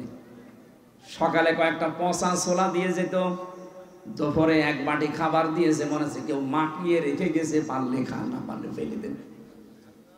এভাবে 8 বছর 10 বছর 14 বছর আমি পেয়েছিলাম মানুষকে। যখনই ওই দেওয়ালের ওইটা পড়তাম যে ভাই যদি বাইরে যেতে পারিনি, নাম্বারটা একটু জানাবেন যে আমি বেশি আছি। আপনি এই কাজ করলেন আর এখন বলছেন আস্তাগফিরুল্লাহ। আপনি কি আল্লাহর কাছে দোষ করেছেন? দোষ করেছেন হামজার কাছে। এই কথা বলেন না কেন? এজন্য তাওবা যদি কেউ করতে চান, মুসা নবী তাওবা পড়াচ্ছে, আর আমরা বিভিন্ন দরবারে গেলে আজকে তাওবা পড়ি আস্তাগফিরুল্লাহ। আরে ভাই আস্তাগফিরুল্লাহ পড়ছেন কোন কারণে? আপনি পড়েছেন আল্লাহর কাছে, দোষ করলে পড়ে। আপনি তো দোষ করেছেন 15.5 বছরে বান্দার কাছে। আপনার কারণে এই মানুষগুলো, হাজারো মানুষ ব্যবসা করতে পারে না, গাছতলায় বাসতলায় ধানের খেতে সময় কাটিয়ে যায়। কথা বলেন না? আর আপনি এখন আস্তাগফিরুল্লাহ পড়বেন। তার ছেলেটা গুম করে রেখেছেন, তার মেয়েটাকে আপনি ঠিক মতো পড়াশোনা করতে দেননি, আর পড়াশোনা যাই করুক জায়গা মতো উঠতে দেননি, বৈষম্যের শিকার বানিয়ে রেখেছেন, এমনকি জেলখানায় পর্যন্ত অত্যাচার করেছেন। আলেমদেরকে আপনি এত কষ্ট দিয়েছেন জেলখানার ভেতরে, আমি নিজে তো সাক্ষী। সরকারি মোবাইল সবাই 7 দিন পর 1 দিন পায়, অথচ আলেমদেরকে দেওয়া হতো না। এমনকি যোগাযোগ বিচ্ছিন্ন করে 24 ঘন্টা ফাঁসির ওই কন্ডেম ছেলে তালাবদ্ধ করে রাখতো। কারোর সাথে দেখা সাক্ষাৎ নেই, বাড়ির কি অবস্থা কেউ জানবে না। কেন আপনি এমন করলেন? আমি কি করেছিলাম? কয়েকদিন আগে আমার মামলা সব খারিজ হয়ে গেছে, আদালত কর্তৃক প্রমাণিত যে আমি নির্দোষ, আমার কোনো দোষ নেই। তাহলে নির্দোষ মানুষকে আপনি এই কষ্ট দিলেন। আমি চাই যদি আপনি মাপ পেতে চান, শুধু আস্তাগফিরুল্লাহ জীবনও হবে না, আগে আমার ক্ষতিপূরণ দেন, আমার 30-32 লাখ টাকা ফেরত দেন, 3 বছর আমার মতো জেলখানায় থাকেন যোগাযোগ বিচ্ছিন্ন হয়ে। আর পাহারাদার পাঠাতেন, একটা মুসলমান পাঠাতে পারেন না, পাঠাতেন সব মালায়ন, দেবদোলাল, সুব্রত বালা, আশিক কুমার, কি নাম দেখেছেন? ওর কাছে কি আলেম সালেম আছে? যা করেছেন জীবন আস্তাগফিরুল্লাহ মাফ হবে না। 15.5 বছরে যার কাছে যে অপরাধ করেছেন, আগে তার কাছে যে ক্ষমা চাবেন এবং তার ক্ষতিপূরণ দেওয়া লাগবে আপনাকে। এলাকায় যত জালেম ছিল, যে জালেম গুলো পালিয়েছে, এত পালিয়েছে, যদি আসে কোনদিন তালিকা করে রাখবেন, মোড়ে মোড়ে টাঙিয়ে দেবেন, কোন জালেম যেন কিয়ামতের আগে দেশে আসতে না পারে।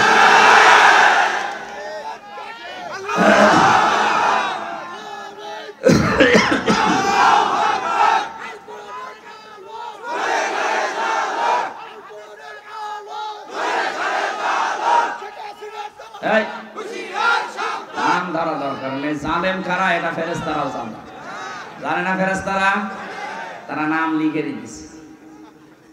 এই জন্য আমাদের আহ্বান থাকবে, আমরা আপনাকে ভালোবাসি, আপনারা আমাদেরই আত্মীয় স্বজন। কেউ আমরা ববু বলি, কেউ ভাবি বলি, সে যাই বলি। এটা তো সিরাজগঞ্জ, মনে হয় রাজশাহী বিভাগ না? রংপুর বিভাগ নেই, বেঁচে গেছে। রংপুর বিভাগ হলে ওরা সব ভাবি বলে, আর আমরা বাকি বাংলাদেশের যত জেলা আছে সবাই আপা। কেউ কেউ আবার আবেগে মা বলে ফেলে। আপনার মা নেই, কোন কারণে আপনি মা বলতে যান? নিজের বাবা বাদ দিয়ে অন্য কাউকে যদি কেউ বাবা ডাকে তার গুনাহ হবে। বলেন শ্বশুর, আরে শ্বশুরকে বাবা বলা যায় যাচ্ছে কেন? সে হাফ বাবা, সে যা আপনাকে দিয়েছে ওইটা না দিলে আপনি দুনিয়ায় কত জেনা করতেন আপনি জানেন? সুতরাং তাকে আপনি বাবা বলবেন। শ্বশুরকে বাবা বলা যায় আছে না? নেই, আছে। কিন্তু নিজের বাবার সামনে বারবার বলতে যাবেন না, তাহলে বাবা আবার কষ্ট পাবে। আমার ভাইরা, আমি যেটা বোঝাতে চাচ্ছিলাম, তাহলে তাও বা আমি ওদেরকে যেহেতু বাঁচাতে চাই, আপনারা রাজদিক ভ্রান্ত হয়ে হতাশ হয়ে ঘুরতেছেন। কত মানুষ আজ হতাশ হয়ে গেছে, জীবন পর্যন্ত এখন দিয়ে দিচ্ছে, সুইসাইড করছে। মাত্র 3 মাসে অনেককে দেখলাম, অনেক জালেম এবং জালেমদের দোসররা হতাশা, নিরাশা, অস্থির হয়ে জীবনের উপরে শেষে আর ভরসা রাখতে পারছে না, সুইসাইড করছে। অথচ এইরকম জীবনই তো আমাদেরকে আপনারা দিয়েছিলেন। 15 বছর আমরা কাটালাম। কথা বলেন না কেন? আমরা তো সুইসাইড করিনি। আপনারা 3 মাসে হতাশ হয়ে গেছেন, এটা এমনি হয়নি। আল্লাহ বলেন আমি নিজে তাদেরকে হতাশ বানিয়েছি। এটা সূরা আনাম 44 নম্বর আয়াতে আছে। হাত্তা ইদা ফারিহু বিমা উতু, তাদেরকে দানকৃত ক্ষমতা পাওয়ার পরে যখন তারা আনন্দে মেতে থাকে, আখাযনাহুম বাগতাতান, হঠাৎ করে তাদেরকে আমি ধরলাম। এই যে 2024 সালের 5 অক্টোবর আল্লাহ যে ধরেছে, এটা কি ওয়াজ করা লাগবে? আর শুধু ছাত্র জনতা না, আল্লাহ নিজে তাদেরকে ধরেছে। এটা আখাযনা একালিক টান আছে, এটার ফাইল কর্তা আল্লাহ নিজে। বাগতাতান মানে আকস্মিক ভাবে। আল্লাহ যে আকস্মিক ভাবে তাদেরকে ধরেছে তার প্রমাণ ওরা দুপুরের খাবারও খেতে পারে না। কত শখ করে রান্না করেছিল, ছেলে মেয়েরা দেখিস। এই আয়াতের পরের শব্দ ফাইদা হুম মুবলিসুন, ওরা হতাশ এবং নিরাশ হয়ে গেছে। আল্লাহ তাই করেছে। ওদের চেহারার দিকে তাকান, কোটে তুললে দেখবেন চোরের মতো যাচ্ছে। আরে কোটে তো আমিও গেছি, বাঘের মতো গেছি। আমার মাথায় দড়ি বাঁধা ছিল, তাতে কি? কারণ আমি জানি আমার কোনো অপরাধ নেই। যে মামলা দিয়েছে জীবনে আনসারুল্লাহ কি আমি নামই শুনি। এই জন্য কোটে তুলেছে, আমি বাঘের মতো গেছি। আরো শয়তান 36,000 কোটি টাকা মেরেছে এই দরবেশ। কোটে যায় দেখবেন একেবারে মানুষ চোর, টাটকা চোর। মানুষ এখন ডিম মারতেছে, তাও ভালো ডিম না, পচা ডিম। অপমান এখনো কিছু হয়নি, শুরু হচ্ছে। দিন যত যাবে জালেমদের প্রতি আল্লাহ নিজে লানত দেবে। ওয়ালাহুম আযাবুম মুহিন, নিকৃষ্টতম শাস্তি ওদেরকে আল্লাহ দেবেই। সূরা আলে ইমরান। এর বাস্তব প্রমাণ এই কালামানিক কলার পাতায় পর্যন্ত শুয়েছে, বিসি উড়ে গেছে। বিসি উড়ে যায়নি, ওর সংসার করার কাজ শেষ। সংসার করবা, জনগণ বিসি উড়িয়ে দিয়েছে। এখানে জালেমদের অধপতন শুরু হয়েছে। এখনো যারা আশায় আছেন বুক পেতে না, আপা আসতেছে। কিসের আপা? এই পৃথিবীর ইতিহাস এইটা। কোন স্বৈরাচার যারা চলে গেছে জীবনে কোনোদিন ফিরে এসেছে এটার ইতিহাস নেই। 850 বছর আগে লক্ষণ সেন পালিয়েছিল, আর 850 বছর পরে উনি পালিয়েছে। একটা যোগসূত্র আছে। লক্ষণ সেন মুসলমান না হিন্দু? হিন্দু নয়, পালিয়ে যায়। আপনি মুসলমান, পালিয়ে গেলেন কোন কারণে? ওনার সাথে আপনার একটা সম্পর্ক আছে মনে হয়। আমি জেল থেকে বলছি, আমি মেজর ডালিম বলছি, আমার ফাঁসি চাই। এই বইগুলো নিয়ে আসেন, আমি দেখাবো ওনাদের যে ইতিহাস, জন্ম বংশ পরস্পরায়। আমার মনে হয় লক্ষণ সেনের বংশ হয়ে যেতে পারে। আমি ওইদিকে আর না যাই, কিন্তু আমার আফসোস লাগছে একটা হাজি মানুষ আপনি। আজ এই 10-12 দিন দেখছি বাইরের দেশের বিভিন্ন মোড়লদেরকে সৎ কর্নার পাওয়ার জন্য বিভিন্ন কথা ছড়াচ্ছে, মিথ্যা কথা। কি যে আমি নির্বাচিত ছিলাম, আমাকে উৎখাত করা হয়েছে, এটা ডাহা মিথ্যা কথা। আপনি নির্বাচিত ছিলেন এ কথা শয়তানকে বলেন, শয়তান পর্যন্ত হাসবে। 15.5 বছরে নির্বাচন হয়েছে এই দেশে, এ দেশের ঘোড়াও বিশ্বাস করবে না। কারণ নির্বাচনের আগে 154 জন অলরেডি ঘোষণা হয়ে গেছে, নির্বাচিত হলেন কি করে? এরপরে দিনের ভোট আপনি রাতে করে ফেলেছেন, এ কথা বলেন না কেন?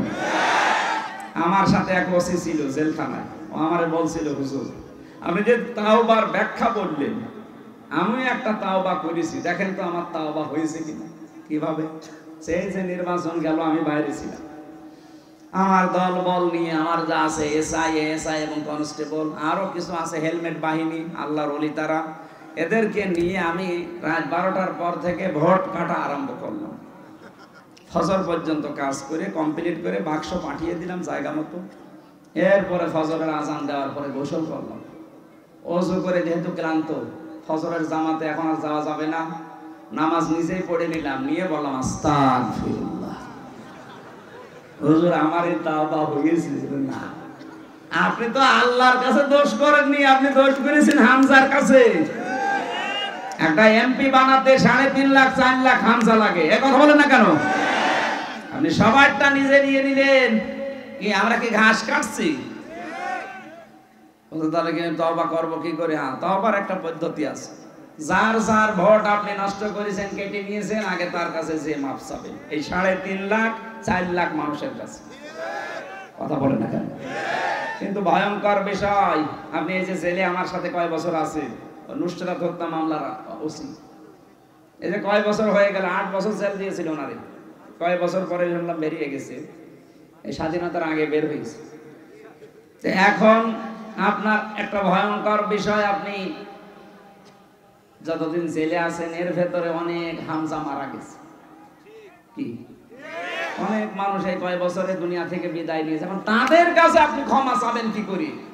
অন্তত এখন জেল থেকে বের হয়ে নাই যারা বেঁচে আছে তাদের কাছে ক্ষমা চাইলেন, কিন্তু যারা বেঁচে নেই তাদের কাছে আপনি মাফ চাবেন কি করে? তার মানে আপনার তাওবা হবে না। এখানে জালেমদের দোষর যারা, তাদের দুনিয়াও শেষ, আখিরাতও শেষ। কি করলেন আপনি? নিজের পায়ে নিজে কোড়াল মারলেন। মুসা নবী তাওবা করেছিলেন এইরকম তাওবা, যে অপরাধ যার কাছে স্বীকার করো, তার কাছে সবাই সবার কাছে মাপ চাই, স্বীকার করে যে আপনার এই অধিকার আমি নষ্ট করেছি, আপনার এই দিন একটা গালি দিয়েছিলাম, আমি মাফ করে দিন। আল্লাহর সাথে যা করেছেন আল্লাহকে বলেন।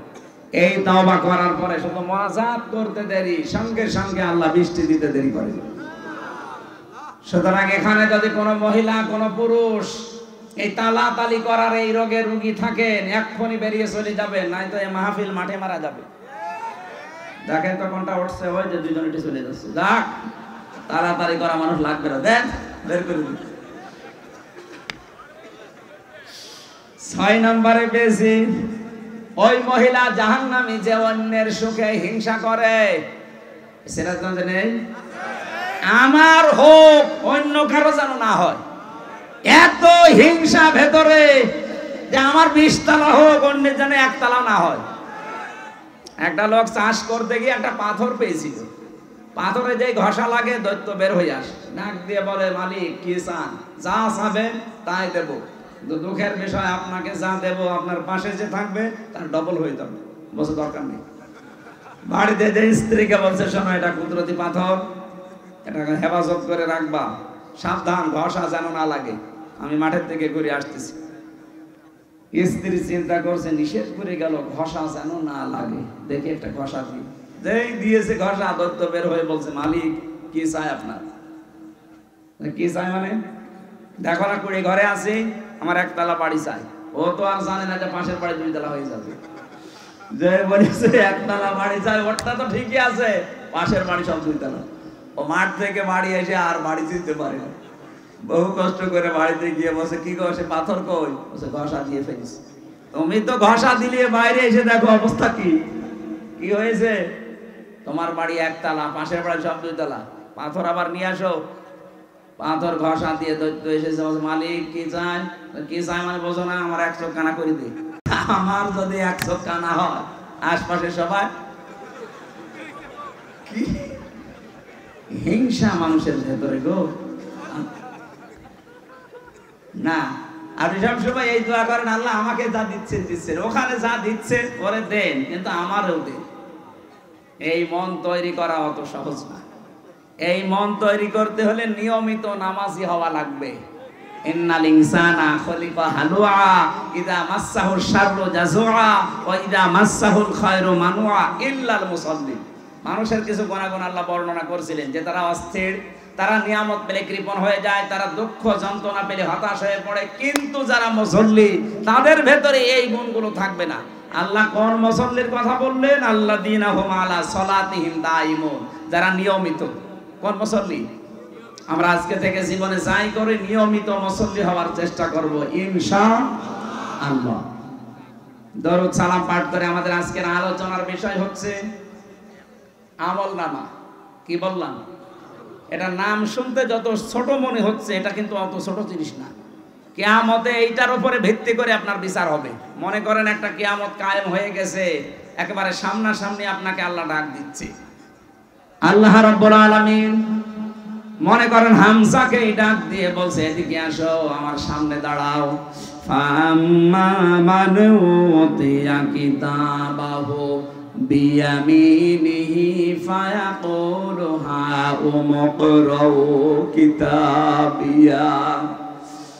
যাকে আমি আল্লাহ ডান হাতে আমলনামাটা ধরিয়ে দেব, ওর জীবনী দেখার পর এ মানুষটা আমলনামা হাতে নিয়ে পড়তে থাকবে আনন্দে, আর মানুষকে বলতে থাকবে ইন্নী জানান্তু আন্নী মুলাকিন হিসাবিয়া, অবশ্যই আমি বিশ্বাস করতাম যে আমার হিসাব দেওয়া লাগবে।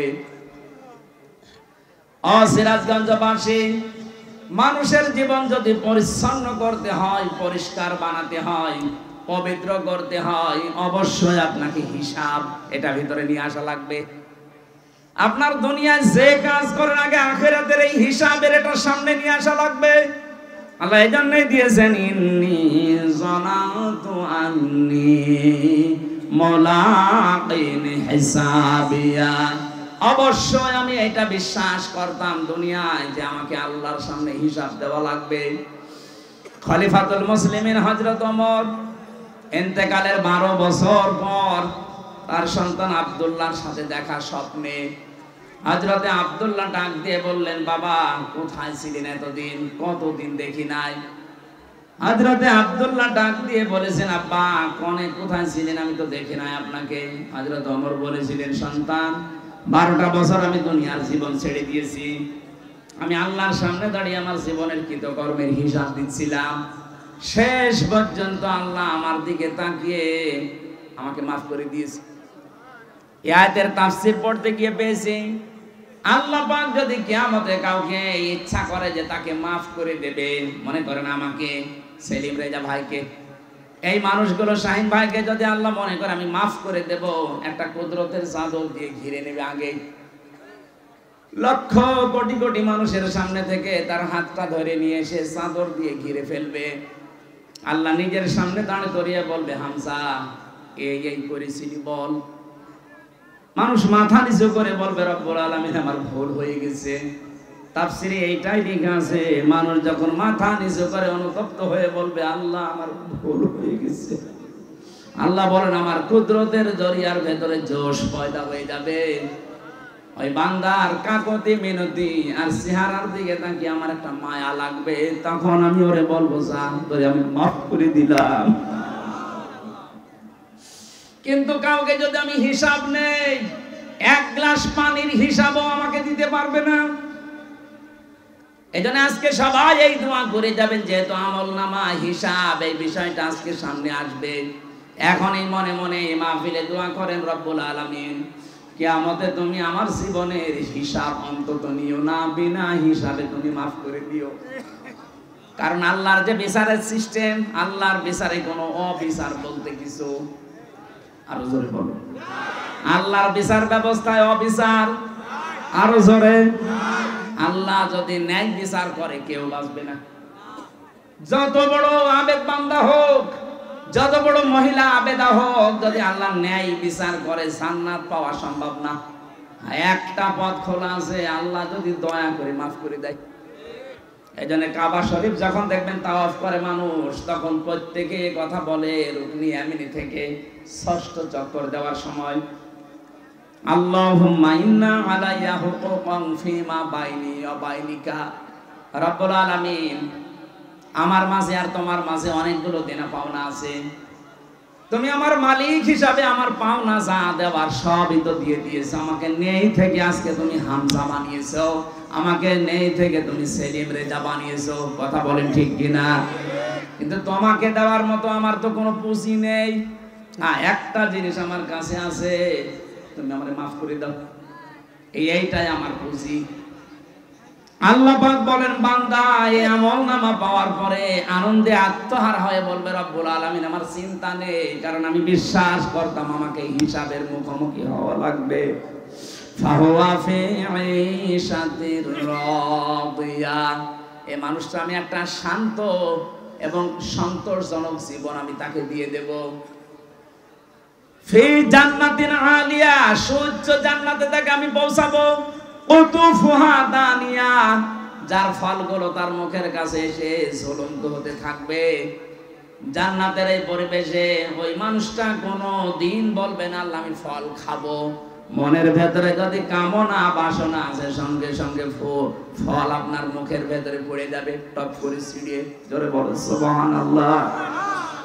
আল্লাহ পাক বলেন, এরকম একটা বিষয় তোমার সামনে অপেক্ষা করছে, এগুলো আশরাবু হানিয়াম বিমা আসলাফতুম ফিল আইয়ামিল খালিয়া। আল্লাহ নিজে জানিয়েছেন, তখন আমি তাকে বলবো মন মতো খাও, যা ইচ্ছা পান করো, কারণ বিগত দিনে এইটা খাওয়ার জন্য বহু কষ্ট স্বীকার করেছো। আজ আমাদের দুনিয়ায় যারা আমরা কষ্ট স্বীকার করছি আল্লাহর বিধানের উপরে চলতে গিয়ে, আল্লাহকে রাজি করার জন্য রাতের বেলা অনেকে তাহাজ্জুদ পড়েন, একটা লম্বা সেজদা দেবেন, দেখবেন একটা আলাদা আনন্দ আপনার ভেতরে আল্লাহ তৈরি করে দেবে। আজকে রাত থেকে আরম্ভ করবেন, যদি সময় পান, এই 1.5 মিনিট 2 মিনিট না, অন্তত 15-20 মিনিট, আধা ঘন্টা 1 ঘন্টা পড়ে থাকবেন সেজদায়। কারণ আল্লাহ পাক নিজের পা আপনার কপালের সামনে বিছিয়ে দিয়েছে, বান্দা এই জায়গায় সেজদাটা দিয়ে তোর কপালটা ঢাকা। আপনি যখন 2 মিনিট 5 মিনিট না ওয়াসজুদ ওয়াকতারিব সেজদা দিলে মানুষ আল্লাহর কাছাকাছি চলে যায়। আপনি যখন আধা ঘন্টা 45 মিনিট 1 ঘন্টা পড়ে আছেন, অবশ্যই আমার আল্লাহর কুদরতের জরিয়ার ভেতরে জোশ পয়দা হবে। আল্লাহ যেন মাঝে মাঝে আপনি শুনতে পাবেন না, কিন্তু অনুমান করতে পারবেন। আল্লাহ যেন আপনাকে ডাক দিয়ে বলবে, কি বান্দা কি হয়েছে বল দেখি। এইটাই জীবনের সফলতা। যিনি প্রধানমন্ত্রী ছিল এতদিন অবৈধ, উনি যদি এই সিরাজগঞ্জের যিনি মারা গেলেন, এই যে কি জানো নাসিম উদ্দিন, এই নাসিম সাহেবকে যদি ঢাকা থেকে উনি বলতেন, নাসিম ভাই কোনো ভয় নেই, আপনি আমার সামনে আছেন, আমার চোখের সামনে, নাসিম সাহেবের বুক কত বড় হয়ে যেত। অথচ ম্যাডাম এখান থেকে প্রায় 150 কিলো দূর থেকে বলছে যে নাসিম চিন্তা নেই, তুমি আমার চোখের সামনে। একটা দেশের প্রধানমন্ত্রী এই কথা বললে যদি নাসিম সাহেবের বুক বড় হয়ে যায়, আল্লাহ বলছেন বান্দা তুই আমার চোখের সামনে, কিসের ভয়? তোর বুক তো নাসিম সাহেবের কাছে 10 ডবল বড় হওয়া দরকার। আমি আমার ছোট মেয়েটাকে মাঝে মাঝে পরীক্ষা করে দেখেছি। ও যখন 1.5 বছর বয়স ছিল, 1 বছর ছিল, যে ওই সময় আমার জেলখানা নিয়ে যায়। বড়টার বয়স ওই সময় 7 বছর। ওরে উপরে ধাক্কা দিলে ছুঁড়ে মারলে কান্নাকাটি করতো। আর ছোটটা ফারিহা, আরে 1 বছর তো উপরে দিলেই হাসতো। চিন্তা করতাম বড়টা কান্নার কথা আর ছোটটা হাসে, বড়টা কান্দে কেন? বড়টা তো আর হাসি পাওয়ার কথা, যেটা আনন্দ লাগবে। বড়টা কাঁদতে এই কারণে ও জানতো আমি একটু ভারী হয়ে গেছি। আমার বাবা উপরে যত মারবে, যদি ধরতে না পারে আমার কিন্তু অবস্থা খারাপ হয়ে যাবে। আর ছোটটার ভেতরে এই বিশ্বাস নেই, ওরা আমার প্রতি এই বিশ্বাস জন্মছিল, আমার বাবা যত উপরেই মারবে নিচে হাত পেতে রাখবে। আল্লাহ পাক বলেন বান্দা একটা সেজদা দিয়ে যখন লম্বা পড়ে থাকবে, তোর এই বিশ্বাস আসবে আমার আল্লাহ আমার কথা না শুনি পারে না। তোর বিশ্বাস যে পর্যায়ে পৌঁছাবে, ওই দাবি নিয়ে আমি আল্লাহ তোর সামনে হাজির হয়ে যাব। এটা ফিল আইয়ামিল খালিয়া, পেছনের জীবনে তো বহু কষ্ট করলি, আজকের এই খাবার, আজকের এই পানীয়, আজকের এই নিয়ামত আমি তোর জন্য বরাদ্দ করে দিয়েছি, এখন শুধু প্রবেশ কর, কিয়ামত পর্যন্ত এই নিয়ামতের ভেতরেই তুই থাকবি, কেউ তোকে বের করে দেবে না, আর তোর বের হতে মনও চাইবে না। খালিদিনা ফিহা লা ইয়াবগুনা আনহা হিওয়ালা। বলেন আল্লাহু আকবার। আল্লাহ আমাদের ডান হাতে আমলনামা দিয়ে এরকম নিয়ামত রাশির ভেতরে যেন নিক্ষেপ করে আবাদান আবাদান, যেটা শুরু হবে আর শেষ হবে না, এরকম জায়গায় যেন যাওয়ার তৌফিক দেন।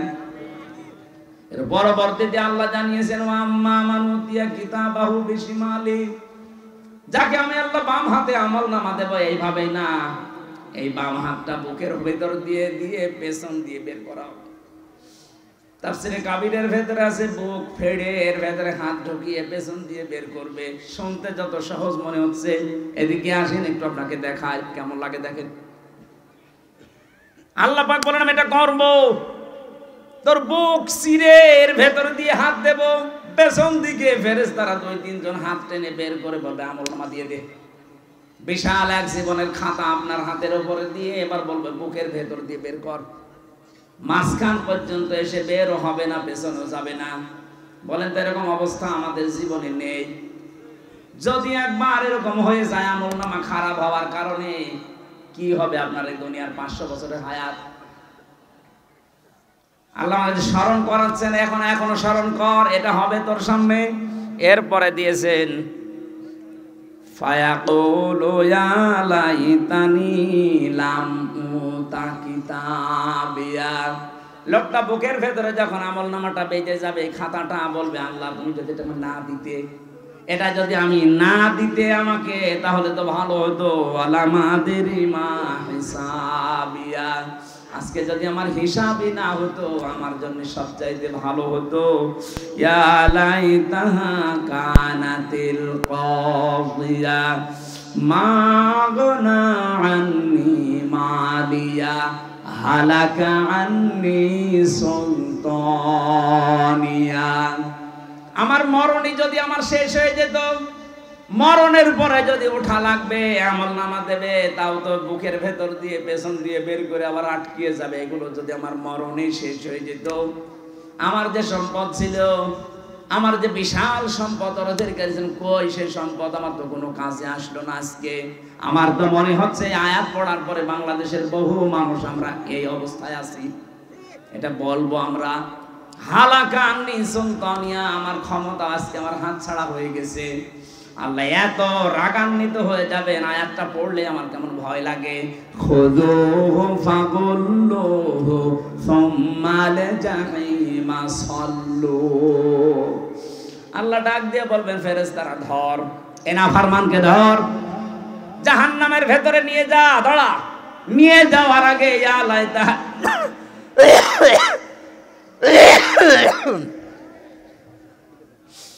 ثم في سلسلة ذرعها 70 ذراعا فاسلكوه।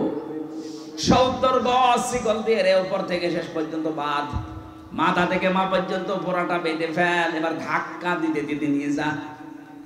বলেন তো আগেরটা যেটা বললাম ওটা যদি কপালে না থাকে, পরেরটা যদি কারো ভাগ্যে এসে যায়, ওই 1000 বছর হায়াত পেয়ে কি করবে?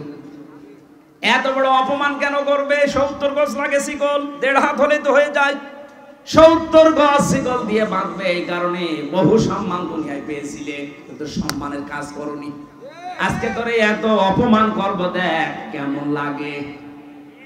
আমি একটা উপন্যাস পড়েছিলাম বিশ্ববিদ্যালয়ে থাকাকালীন, ওর নাম ছিল দেখ কেমন লাগে। আমার তো মনে হচ্ছে কিয়ামতের দিন আল্লাহ আমাদের অনেকের ঠাট্টা বিদ্রুপ করে বলবে দেখ কেমন লাগে। এটা যেন আমাদের কপালে কারো না হয়, বলেন আমিন। কাদের জন্য আল্লাহ এই শাস্তির ঘোষণা দিলেন? আল্লাহ পাক বলেন ইন্নাহু কানা লা ইউমিনু বিল্লাহিল আযীম ওয়া লা ইয়াহুদ্দু আলা তুআমিল মিসকিন। কিয়ামতে আল্লাহ পাক আমাকে তুলবেন। আল্লাহর প্রতি যাদের ভরসা ছিল না, বিশ্বাস ছিল না, আর যারা এতিম মিসকিনদেরকে খাবার দিত না, এই দুইটা বিষয় আমরা আজ এক করতে চাই। আল্লাহর প্রতি ঈমান, কিয়ামতে জবাব দেওয়া লাগবে, এই বিশ্বাস দৃঢ় করা জাতির ভেতরে, এবং দারিদ্র মুক্ত সমাজের জন্য আমাদের ভূমিকা রাখা লাগবে। শুধু নিজে খেয়ে পরে বাঁচবেন, অন্য কারো খবর রাখবেন না। না, আমরা চাই প্রতিটি মানুষ এদেশে তৈরি হবে, নিজের জন্য যেমন চিন্তা করবে, তারা আশপাশের মানুষের জন্য চিন্তা করবে। যে 15.5 বছর এটা ছিল না, শুধু নিজে খাবো, নিজে পরবো, নিজের হবে, অন্য লোক না খেয়ে। আমরা এটা চাই না। যারা দারিদ্র মুক্ত সমাজের জন্য কাজ করে না, তাদেরকে এই শাস্তিগুলো আল্লাহ ঘোষণা দিয়েছেন। আল্লাহ আমাদের হেফাজত করুন। আমি জেলখানায় থাকাকালীন কয়েকটা বই লিখেছিলাম, তার ভেতরে মেয়েদের 2টা আর পুরুষের জন্য একটা। পুরুষের এই বইটা খুব জরুরি, লাগবে, শিক্ষিত মানুষরা নিয়ে যাবেন। যাওয়ার সময় অনেক তথ্য দেওয়া আছে, ওখানে তো তথ্য পাওয়া যায় না, বাইরে এসে আমি সংযোগ করেছি। সৃষ্টি জগতের সূচনা, এই বইটা আপনি সব কিছু আপনার জন্ম থেকে শুরু করে এই পর্যন্ত জানা যাবে। আল্লাহ আমাদেরকে দ্বীনের উপরে চলার জন্য আমল নামা যেন ডান হাতে দেন। আমাদের প্রধান অতিথি আজকে বিএনপির এই উপজেলা শাখার সম্মানিত সভাপতি, আমাদের শ্রদ্ধাভাজন বড় ভাই জনাব সেলিম রেজা। উনি সালাম দেওয়ার পরে আমি মুসাফির মানুষ মোনাজাতের মাধ্যমে শেষ করবো। আমি